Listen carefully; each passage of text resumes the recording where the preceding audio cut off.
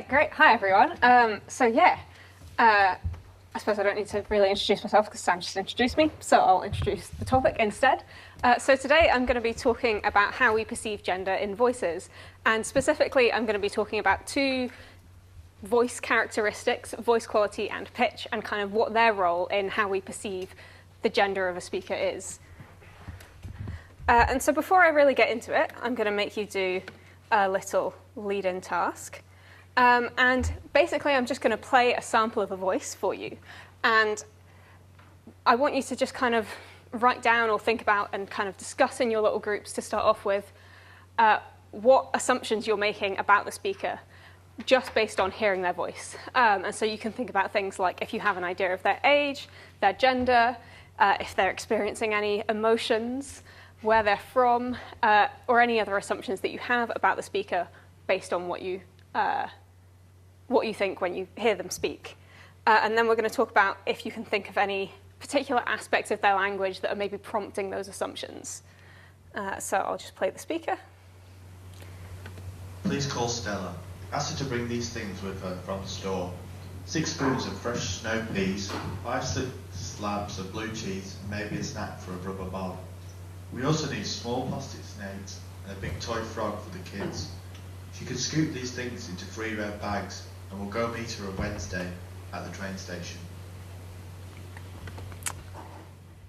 So people who are on the Zoom, it's probably best if you just put your things into the chat, and then people who are here in the room, you can maybe discuss in your groups a little bit, or you can just shout out if that's easier.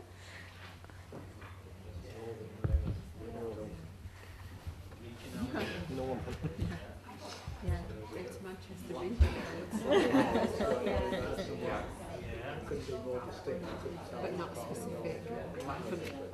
Specific. No. 20 to 40. Yeah. Well, 30s, yeah. Right. 20s. Youngish, relatively. Which means 30s. Yeah. Father? Yeah, potentially. Yeah. A bit fed up. Oh, I've not gone as far as. Yeah, I've got. He just sounded a bit like, can you tell, just a bit like, What kind of assumptions and stuff coming out? Regionality. Where were you thinking? Northern? Lancashire, I think. Oh, Lancashire. Cool. it sounded a bit like Not West Side. I think so. I think that was probably in my head. Wow, yeah, that's quite specific. Middle class. It's that. What's jumping out over here? Right, Male. He's in his wife, his location, Northern Yorkshire, more specifically Yorkshire. Oh. Why? It's because of the things that he's talking about, like statistics and emotions.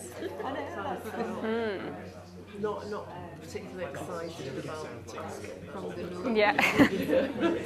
Well, for the task in hand, it is this person's been giving it a little passage to read out, so you can understand why they might be a bit fed up. So yeah. I'm not going to ask your assumptions.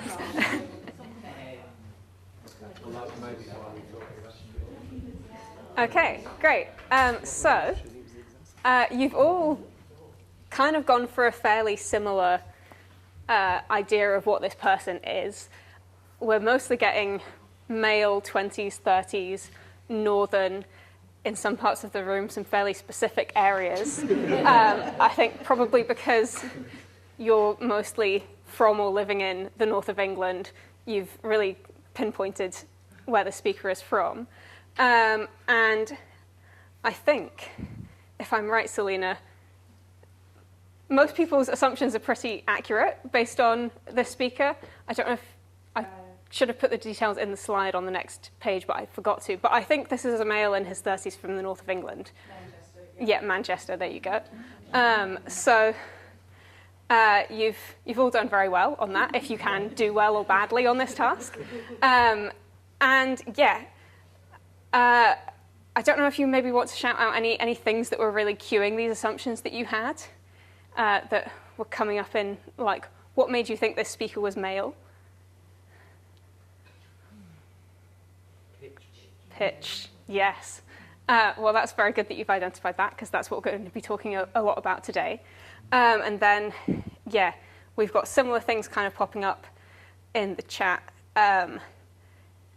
Deep tone, pitch, adult/mature sound, and yeah, it's probably accent features that are cueing you to northern as well. So you've managed to kind of successfully identify characteristics of the speaker based on things that were popping up in their speech and their voice. And what we're going to be talking about today is how some of those features, particularly pitch and voice quality. So yeah, we're going to be talking about how two of those things, pitch and voice quality, might have contributed to your judgments. And I'm going to talk first about pitch, and then we'll get later into voice quality. So first of all, what is pitch? This might seem like a fairly straightforward question. It's what makes your voice kind of sound high or sound low. And you're probably familiar with some people's voices are higher pitched and some people's voices are lower pitched. Some people's voices are more in the middle. And we have kind of musical terms to refer to higher pitched voices, altos, countertenors, tenors, mid-pitched voices, low-pitched voices, basses, baritones. But in linguistics, we often want to measure the actual kind of frequency of the pitch, and we do this in hertz. So we will, I'll do this on here for the people at home, refer to the pitch of someone's voice using a number somewhere usually in this range from about 100 to 250 hertz, usually, to refer to how high or how low it is. And these differences are actually created by what's going in our voice box, or as we will call it, our vocal folds and our larynx. When we speak, our vocal folds will be vibrating, so they'll be coming together and moving apart. And if they're doing that faster, you're going to have a higher pitch. If they're doing that more slowly, you're going to end up with a lower pitch in your voice. You might be kind of familiar with the idea that male voices tend to be lower than female voices, but something that might be a bit new to you is that this difference and the magnitude of this difference actually varies in different languages and accents across the world. So studies that have looked at bilingual speakers have found that if you have a bilingual and sometimes they're speaking in one language and sometimes in another, their pitch range might be different in those two languages. So this study here looked at English-Japanese bilinguals and found, for example, that the male speakers, when they were speaking English, had a higher pitch than when they were speaking Japanese. And other studies have found this for other languages and accents and so on. And we use these pitch differences to make inferences about who's speaking. The most obvious one is we use these pitch differences as a cue to the gender of the speaker. But we actually use them to make other assumptions and inferences about who it is that's talking. And some of these are kind of biases or negative judgments as well. One of these ways that we use pitch is that listeners sometimes use it to judge how appropriate someone might be for a leadership role. So one study took the context of an election and recorded men and women saying, "I urge you to vote for me this November," then manipulated their pitch either up, so made their voices higher, or made their voices lower using sort of specialist software. Then they played this voice to listeners and asked them who they were more likely to vote for. And candidates, on average, were more likely to select the candidates with their pitch shifted down. So they were more likely to favor candidates with lower pitched voices. We've also got a kind of preference for gender-typical voices among listeners. So one study asked men and women to intentionally raise or lower their voices. And when listeners heard higher-pitched male voices, they were more likely to rate them as being less attractive, and the same again for lower-pitched women's voices compared to when they hadn't raised or lowered the pitch of their voices. So listeners use pitch to make judgments about a speaker's gender, but also about other traits, things like how appropriate they are for a leadership role or how attractive they are. But what about the other parts of a voice? Now, something you didn't pick up on when we did that task at the beginning, which I'm quite interested in, is voice quality. Now, what is voice quality? It's basically what makes your voice sound like you. Sometimes it's described as being the characteristic auditory colouring of a speaker's voice. It's a property of speech that extends over your vowels and consonants, so it's not just how you're pronouncing a vowel, whether you say something like bath or bath, but it extends over multiple sounds in your speech. And it also, like pitch, has a lot to do with the vibration of your vocal folds. And we'll go into that a little bit more in a minute. Just a bit more on what voice quality is. If we liken pitch to being the note that you're hearing, we can kind of take that musical analogy a little bit further. So if you're listening to an instrument, the pitch might be the note of the string that's playing, but your voice quality might be kind of the style that the instrument is being played in, whether you are playing that instrument by strumming your guitar or plucking it, whether you're blowing very sort of aggressively into your trombone or more lightly. You can tell maybe I don't know the most about music or instruments. And then there's also other properties of the speech of speech and voices that we'll touch on later. One of these is resonance, and you can think of that in terms of kind of the shape and size of an instrument, what makes a violin sound different to a viola or a guitar sound different to a ukulele. I'm going to talk a bit more about the different types of voice quality and what variations in voice quality can make, how varying your voice quality can make your voice sound different. But I'm going to start from a voice quality that is sort of relatively neutral, and that is modal voice.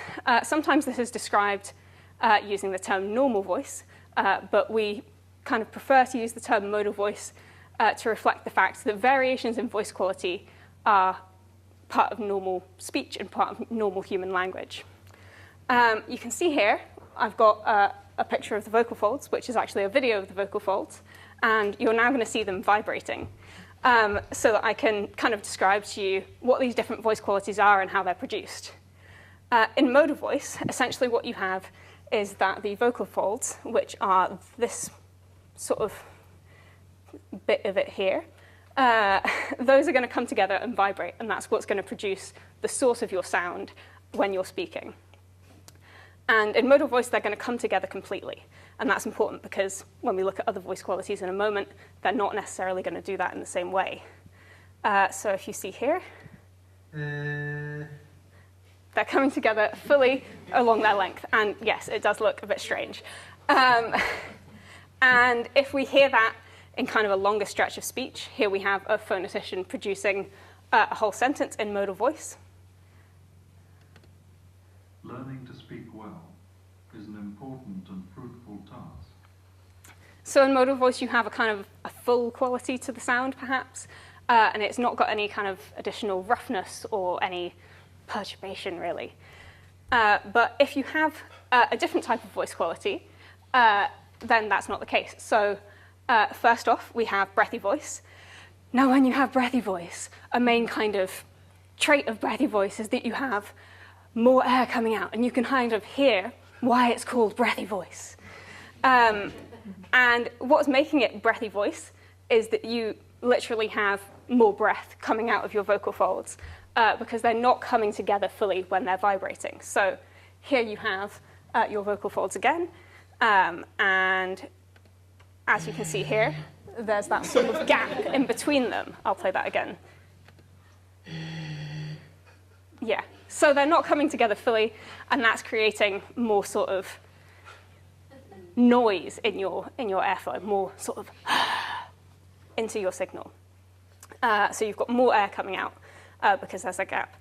And you probably hear this sometimes in your day-to-day lives, and one kind of famous example is the voice of Marilyn Monroe. So if we just play the beginning of this. He's not bad. Honest. She's just dumb. Always falling in love with some man just because he's good looking. Well, you know, I don't end up with a loveless marriage, do you? marvellous. So there you go. You've got a little sample of breathy voice in Marilyn Monroe. Another type of voice quality that you might hear about in your day-to-day lives is creaky voice. You can maybe think of this, although maybe not quite accurately, but some people think of this as sort of being the opposite of breathy voice. If in breathy voice you have more air going through your vocal folds, a more open configuration, more of a kind of relaxed, sigh-like, breathy quality, in creaky voice you have everything kind of tense and constricted in your larynx. Your vocal folds are sort of pressed up against one another, and it sounds like this. Learning to speak well is an important and fruitful task. So it makes that kind of a kind of sound. And creaky voice, it kind of produces a pitch that is low and irregular. So you have not just kind of a lowering of pitch, but also the vocal folds are vibrating sort of irregularly, producing that kind of creaky quality. And you can see that produced here. So again, you've got your vocal folds, and you can see just kind of how everything tenses up and constricts. So you've got kind of less air coming out in that, and they're sort of vibrating slowly but coming together fast. That's what makes that slightly popping sound that you have. You might hear this called vocal fry, and you might also hear it criticized a lot in the media. And we've got an example of that in the voice of Kim Kardashian here. Someone has very kindly for me, but probably not so kindly for Kim Kardashian, compiled 1 minute of her producing vocal fry. And out a little bit, adding more behind you. Yeah, already do it. You might like that one. I live on the outfit and eat it, but you want what you get. Interesting. Make selfie. You guys do about it. No, line. Decade ago. You get the idea. So it's worth noting at this point that vocal fry is something that basically everyone uses. It isn't uncommon for sort of articles or videos to come out criticizing women for their use of vocal fry and saying that they're ruining their voices, but this is actually something that we all do basically every day. And in some languages, using creaky voice is actually part of a linguistic distinction. So you can have two words that are the same in terms of the sounds that they're composed of, that are differentiated solely in terms of one of them using vocal fry, using creaky voice, and one of them not, and they have different linguistic meaning. So it's very common, and yeah, most people do it to some extent, just some people more than others. Come on. There we go. And you can also have many other different types of voice quality. And if you want a good example of a wide range of voice qualities, the place to go is to watch The Muppets. So you can have falsetto, as typified in the voice of Miss Piggy. Here we sadly do not have a recording of Miss Piggy, but of John Laver, prominent phonetician. Oh, come on. Learning to speak well is an important and fruitful task. And you can have whisper, where there's no vibration really in the vocal folds at all. Learning to speak well is an important and fruitful task. Or harsh voice, where you have not just the vocal folds vibrating, but other stuff in your throat as well. I won't go into it. Learning to speak well is an important and fruitful task. And if you know Animal from the Muppets, he's got quite a lot of harsh voice going on. So at this point, now that you've been introduced to a range of different voice qualities and pitch levels, I'm now going to do an extra little task where we're going to talk a little bit about voice quality in adverts. So you might have seen this advert on the telly, the Snickers "You're Not You When You're Hungry" campaign. And essentially, they have someone acting out of sorts, represented by a different actor. And then they eat a Snickers, and then they're returned to their real self. And I'll just play this one for you.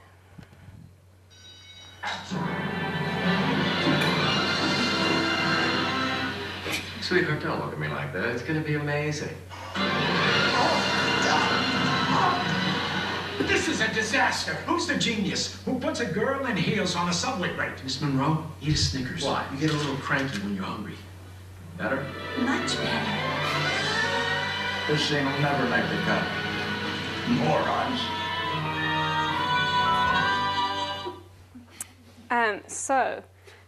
If you'd like to go into your groups and discuss these two questions, why do you think they've chosen these particular celebrities in the order that they appear? And how would you describe their voices? I've given you a bit of a preview of how you describe Marilyn Monroe's voice, but you might have some more details to give. And why do you think they would be presented as opposites?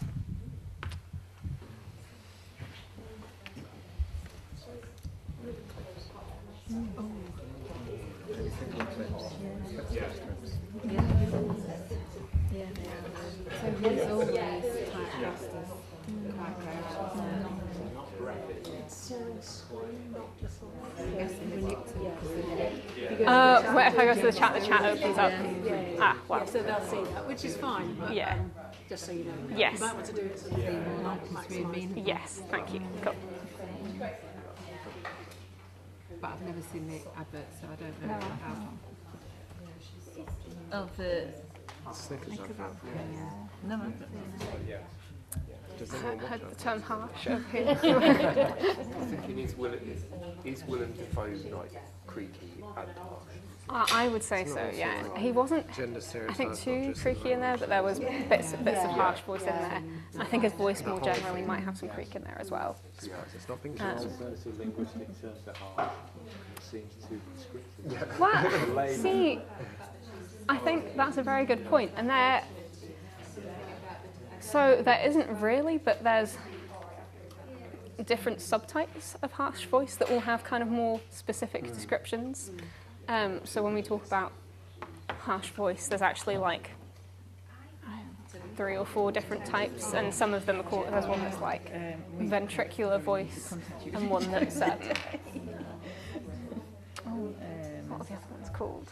So there's more specific terms, but linguists still use harsh voice as a kind of overall descriptor. And I think, I don't know, you're right that it doesn't sound necessarily the most like neutral. Yeah, Levy, who was in Schitt's Creek, and in the American version, the dad. Yeah. I was thinking that with like guttural, because that all brings to mind like quite negative connotations. That's used by it's like kind of produced in the throat. Yeah, I don't think you hear guttural used very often, to be honest. And there's not that many, and you get bored of it, but it's one of them. So with his voice what? as well, because he's Jewish. Classic Jewish. I wonder if it is, yeah. Because I think it comes from like quite throat. possibly. So it's like, must be like some sort You of... get into all sorts of accent then as well, can't you? It is that New York Any ideas over here? type accent. What was that about Willem Dafoe? I might have like studied him at some point. Maybe. Another The other person as well is like Big, feminine, very soft, very famous, the person who says to Willem Dafoe. Excellent, great. Yeah, the big about I'll tell you a good clip I use. Any thoughts to share over here? Drink driving I was talking about and there's the man behind the bar. Marilyn Monroe speaks. He She's basically smiling does at the same everything. time. So it starts off I and don't know how you would describe what the smile does to the and then he turns into a copper. That's that's a very good point. So when I'm talking about voice quality, I concentrate on the stuff that's to do with the larynx. But sometimes people also use it to talk about things like what your lips are doing and what your tongue's doing. And so sometimes people call, if you're talking like this, spread lips. And that's essentially what happens when you smile. Although I suppose it's maybe not quite 100% equivalent, but the spread lips I think would be the most linguistic term. But actually sometimes studies will literally look at smiling speech as well. So when I introduce and it does have an effect. So So that with the breathy voice and the, what did you say? Mezzo soprano. Oh yeah, yeah, yeah. But yeah, quite high pitch. Yeah. Cool. Yeah, and yeah, both of them have got the American accent. So we've got the choice of the American accent to relate it to Hollywood. Yeah. Because Snickers is... I think it is British. It's not. I don't know. You wouldn't get a Snickers in America, would you? No. It's a deliberate choice. I'll ask Selena because she's American. Do you have Snickers in America? Yeah. Oh, okay. I have confirmation from an American. Snickers exists in America too, so it was maybe more that it started there, but yeah.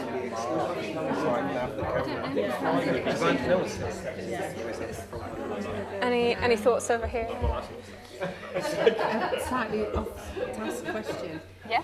Is it an American advert or a British one? So, I've seen definitely similar things on telly in the UK. But I was just talking to the people at the table over there. We thought that Snickers was only sold in the UK, and then I went to talk to an American, and it's also sold in the US. So I have a feeling this might have been shown both in America and in the UK. Before that, it was Mr. Teen, wasn't it? Get some nuts. Yeah. Okay. So I think we're probably going to start back up again. Going around the tables and looking in the chat, it seems like most people identified that Willem Dafoe has a little bit of a harsh quality to his voice, deeper, more gravelly, and Marilyn Monroe's voice has kind of that high pitch, breathy voice. I heard some people describing her voice as kind of soft and compliant, and then, yeah, Willem Dafoe is this much sort of more masculine character, and that's coming through in his harsh voice, and they're sort of presented as polar opposites. So, well done, everyone. Good tasking. And for some reason, I'm having a lot of difficulty getting to the next slide today, but there we go. Here we are. Pitch isn't the only difference in gender difference that exists in voices. Voice quality, which we've been talking about, also varies according to gender. But unlike pitch, which tends to have a sort of fairly robust pattern across languages and accents, voice quality is a little bit more varied. So sometimes patterns that exist in one language or in one accent can go the opposite way when you look at a different language or accent. Creaky voice, for example, people have looked at it in American English and in Japanese, and one study found that American women use much more creaky voice than Japanese women. People have also looked at it in the north of England and found that in male speakers in the north of England, they're quite creaky, whereas women in the north of England use more breathy voice. However, when we look at other accents and dialects across the world, that kind of women are breathier, men are creakier doesn't really hold up everywhere. So one person looked at speech in New Zealand and compared two different ethnic groups, so European New Zealanders and Maori New Zealanders. And her study found that actually the kind of gender difference in terms of use of breathy voice and creaky voice went in opposite directions for European New Zealanders and Maori New Zealanders. So it wasn't consistent across even two ethnic groups of speakers of the same variety. I've looked a bit at voice quality in Scottish accents and found that male speakers tend to be breathier than female speakers. So even differences between the north of England and Scotland. So it's quite local, quite specific. And as you kind of saw in that task we just did, voice quality can cue all sorts of judgments. So in that task, the voice quality of Marilyn Monroe for some people was cueing things like soft, compliant, and feminine, whereas the voice quality of Willem Dafoe, that was cueing for some people things like masculine, tough, aggressive. And there's probably other things going on there as well, how they were dressed, the things that they were saying in the advert, not just how they were saying it. But yeah, voice quality is definitely playing a role in that. But yeah, voice quality can cue all sorts of judgments. So there's been some studies on bias against speakers who use creaky voice, or as it's sometimes called, vocal fry. So one study looked at speech and language therapists and looked at whether they thought different, they presented these speech and language therapists with different samples of speech and then said to them, if this was a student of yours or someone you were going to hire, how likely would you be to take them on in that student role or hire them? And essentially they found that even these speech and language therapists, who should be kind of like aware of different speech patterns and normal human variation in language and accents, even those speech and language therapists rated the students with vocal fry in their voices as less hireable. And there's been other studies as well that have looked at kind of how likely people are to hire people based on just their voices. And there's a kind of like, yeah, people seem to be less likely to say they'll hire someone with vocal fry. And this is likely because these studies are done in that US context to do with that association between young women and vocal fry, the kind of Kim Kardashian voice that we saw earlier. In terms of breathy voice, there's a general tendency for listeners to perceive women as being more attractive or sexy when they use breathy voice. But this is a kind of strange sort of circular thing where researchers seem to only look at how breathy voice is perceived when it's in women's voices. So you get these studies that look at how's breathy voice perceived, and they get people to rate people's voices in terms of how attractive they are, and they find that women who use breathy voice are seen as more attractive, but they're not looking at the same associations in male voices. So we kind of don't really know more generally. This is kind of like linguists are taking their own biases of they're perceiving breathy voice this way, and then they're studying it, and then they can find these things. But there's a sort of general sexism and criticism towards women when they're using non-modal, so breathy voice, creaky voice, these other voice qualities that just isn't there when men use the same types of voice quality. When men do it, it's kind of unremarked in a way that it's not when women are using the same voice qualities. But there are gender differences in terms of voice quality in languages and accents around the world. So what I was kind of interested in was, do breathy and creaky voice affect basically how we perceive the gender of a speaker? And some studies have kind of looked at this before, and some have found that breathy voice is generally perceived as more feminine or more female somehow. But not every study that's looked at this has found a pattern in this direction. Some have found no effect at all. And some people have also looked at the perception of creaky voice in terms of gender. Some people have kind of speculated that it might prompt a sort of masculine association because of the fact that it's low in pitch. But it's also associated with young women in the US at the moment, so some people have also connected it to being perceived as feminine. So I decided to have a look a bit more at this in a research project that I did, and look basically at how voice quality affects our perception of gender. And I was also interested in how it interacts with these sort of robust gender perceptions that we get from pitch, whether a voice is high-pitched in that typically female range, low-pitched in that typically masculine range, or at a sort of ambiguous pitch level. What's it going to do then?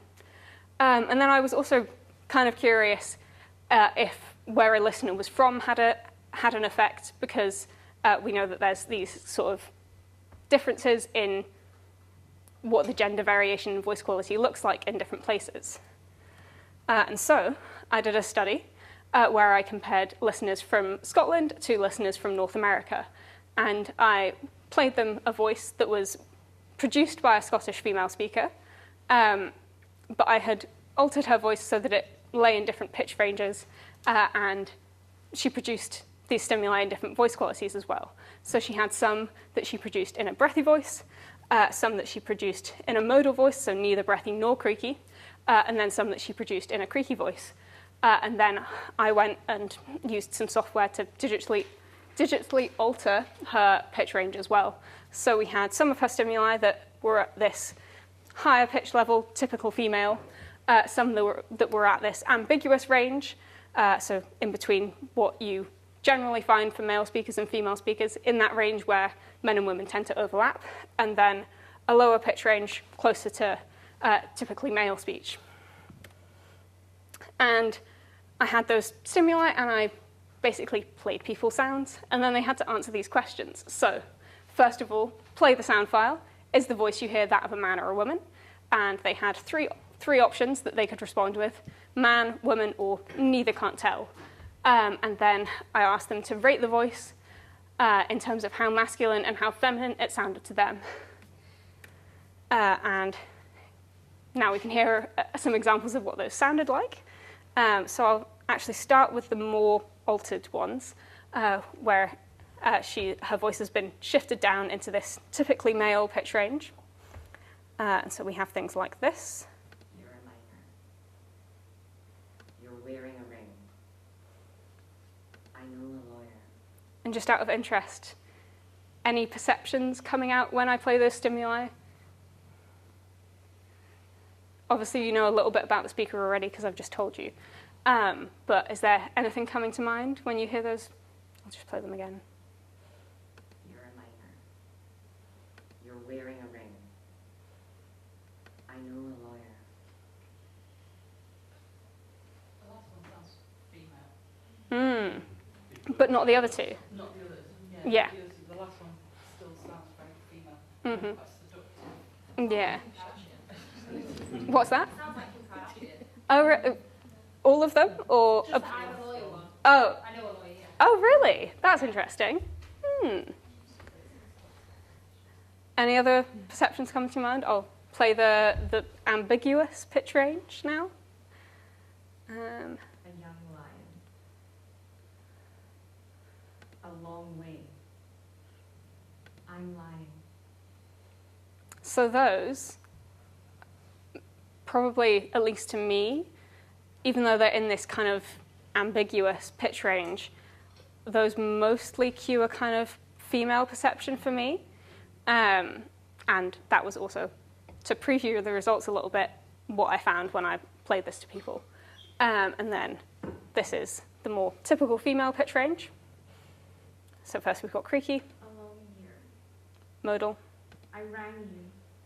breathy. We mean well. And that's probably going to be, for 100%, basically cueing, this is a woman in your heads. Yeah.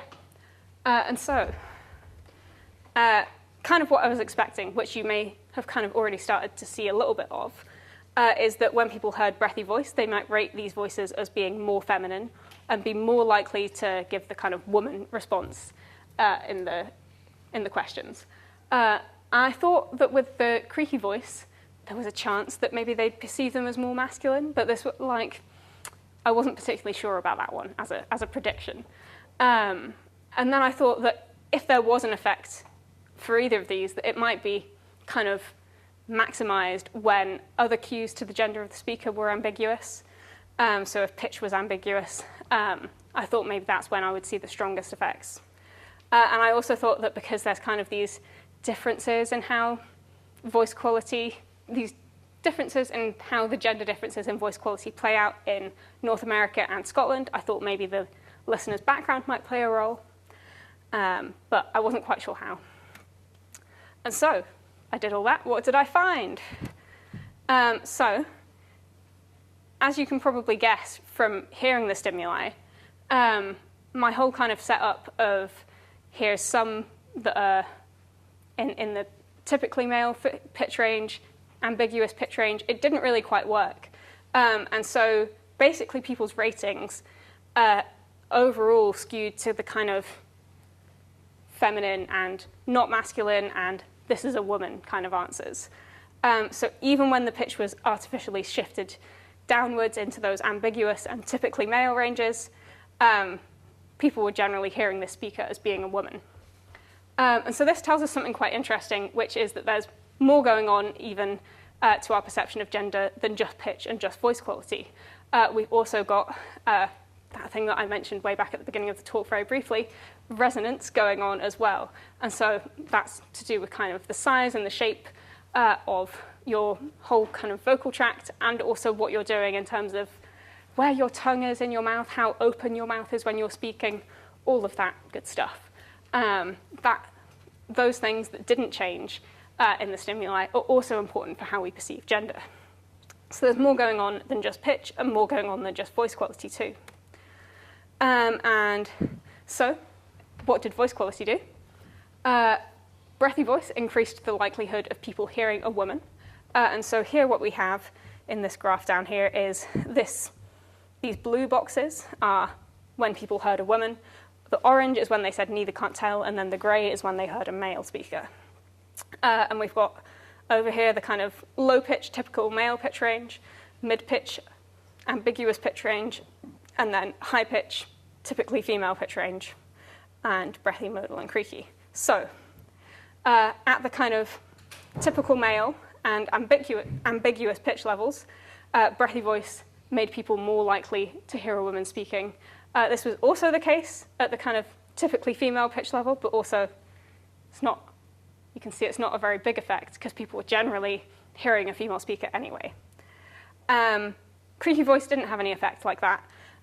They were equally likely to hear a male speaker or a female speaker, or say neither, can't tell, compared to modal voice, so the not creaky one at all. Breathy voice also increased people's ratings of femininity in this voice. So on this plot here, we've got this little X that shows the kind of average response, and then kind of the box is kind of the range of the written responses. And so you can see the breathy voice, people were rating breathy voices as being more feminine than modal voices, which they rated as slightly less feminine.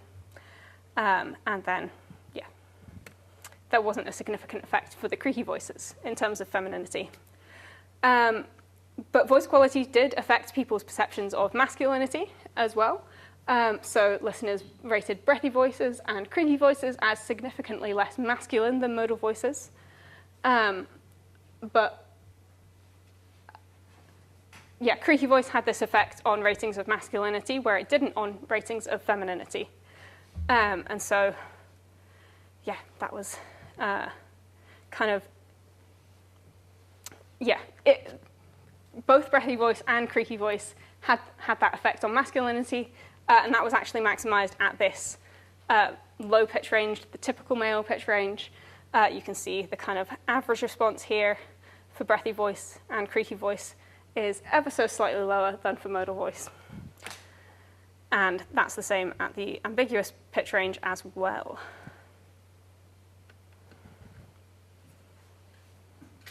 There we go. I also found that background can influence how we perceive gender as well. So you'll remember I had some listeners from Scotland and some listeners from North America. And I actually found that how often they gave a woman response in those questions differed depending on the background. So Scottish listeners gave less woman responses at lower pitch levels, whereas North American listeners gave more. And this could suggest that gender differences in pitch between these two regions might actually contribute to differences in our perception.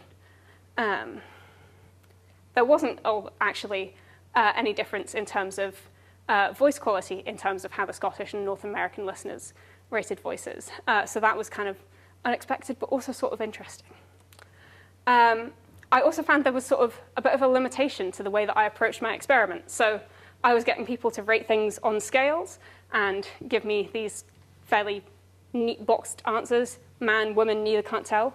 But actually, it seemed like maybe there was some more complicated association going on as well.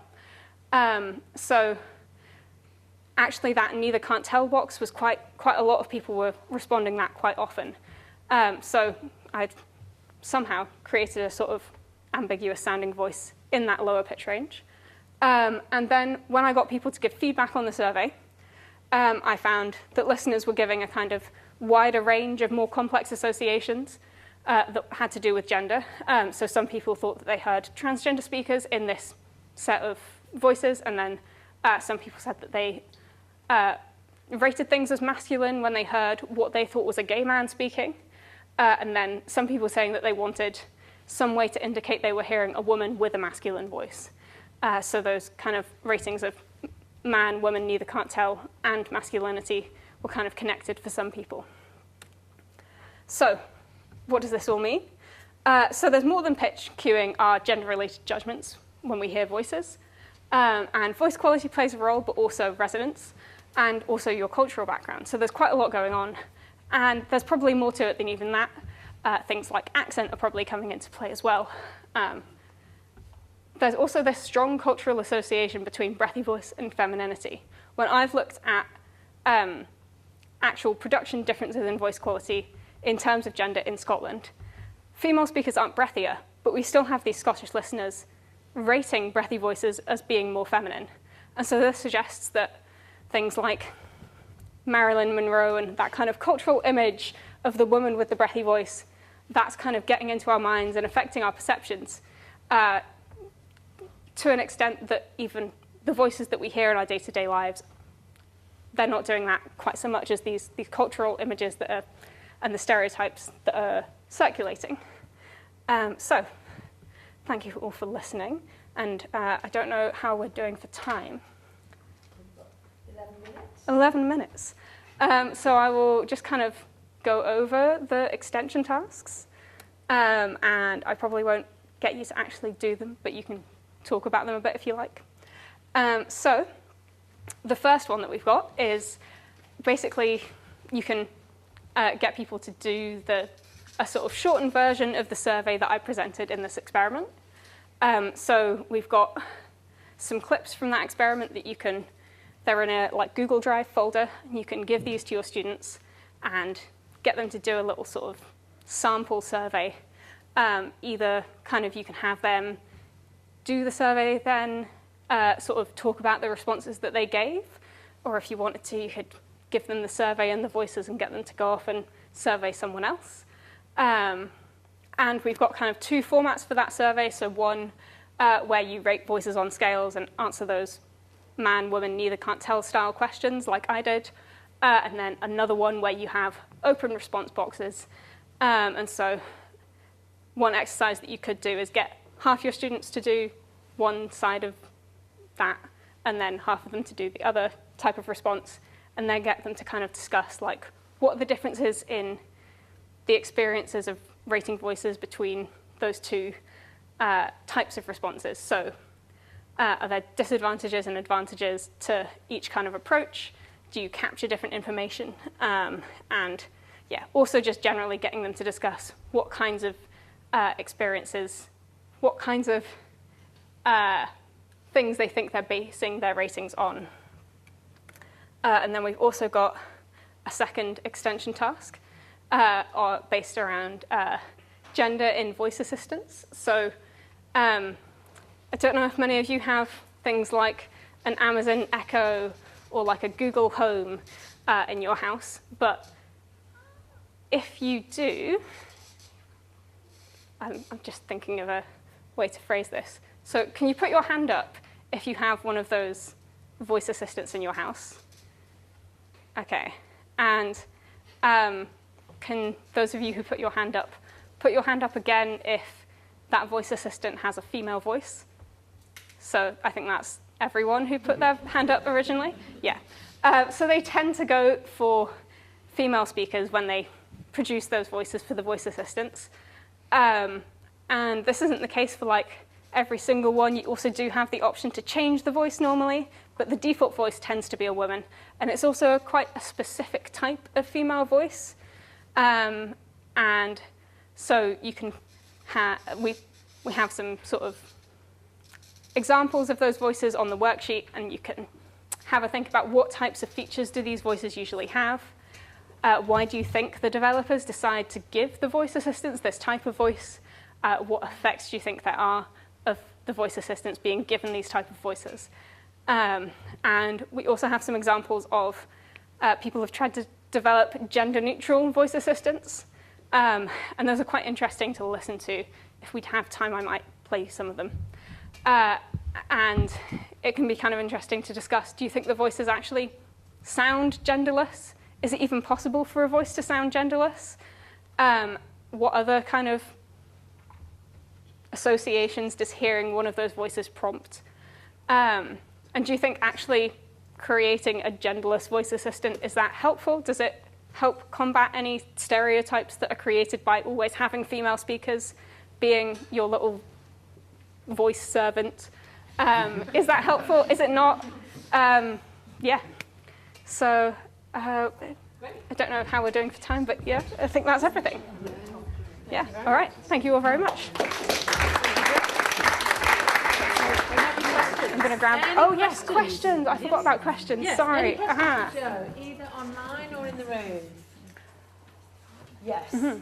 People, when you're doing that study, do people, because I thought, Mm-hmm. well, that's an older woman, or that's a younger woman, do people talk about age? Yeah, so I hadn't got any questions that were like, rate the age of the speaker, but in the feedback, people were definitely saying kind of like, this sounds like an older woman who smokes, or like, they got really actually quite specific in terms of like who they thought it was. Well, like Kathleen Turner in Friends, she's Chandler's dad who becomes, trans, is really sort of gravelly, and she's got a gravelly deep voice when she's in Romancing Stone, or it's filmed from years ago, but she's a lot more breathy, feminine sounding when she's younger and when she gets older, so I wondered if anyone had sort of said that, because that's what I was thinking when I heard them. Yeah, I think people's associations of what the voices sound like are like much more complicated than you can capture in just one little question, for sure. Yeah. Yeah. Great. Any questions online, George? No. No, not. Yeah, Silly was originally female voice and is now male. Oh. Interesting. I think that was on.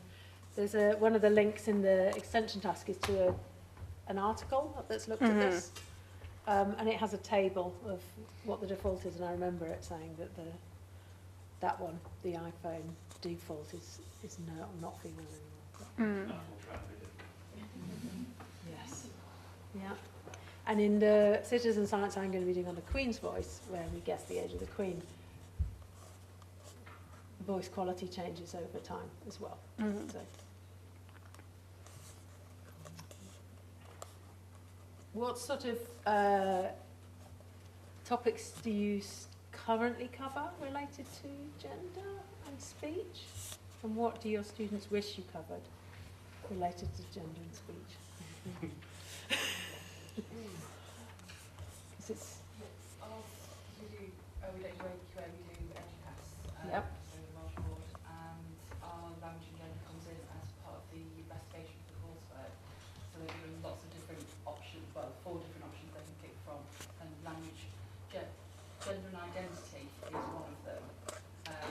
So we have varied sort of ranges that students pick, but what's quite interesting, like for the first time I've got a student who's chosen to look at the vocal fry.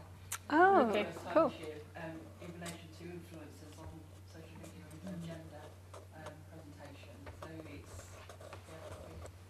probably back with this. great. Excellent. Yes. I don't know if anybody's seen recently the video, it's quite short, of Paris Hilton, who's in Congress, and she is talking to a reporter who asks her about her jacket, and she's using vocal fry, and then she immediately, though, switches back into a much lower tone, lower pitch, when she's back in sort of like Congress mode. It's only like about 15 seconds long, but it's incredible, because she's really breathy, she's really creaky, and then suddenly she's just back into sort of almost like sort of professional lawyer speak. Yes, phone voice, as it were. Yeah. You know, I mean, we all perform to some extent. Yeah, her voice is very interesting because it's really like, she's sort of almost the like origin, well not the origin, but like one of those original kind of like vocal fry speakers, who was kind of like early on, like in the 2000s, derided for using this voice, and then, yeah, actually if you like listen to her, she's got these 2 repertoires, and it's, yeah. Very interesting.